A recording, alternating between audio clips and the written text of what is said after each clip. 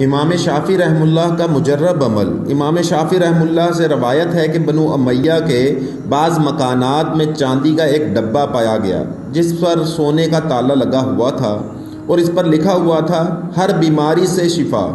اس ڈبے میں یہ دعا لکھی ہوئی تھی جو آپ کے سامنے اس ٹائم سکرین پر چل رہی ہے۔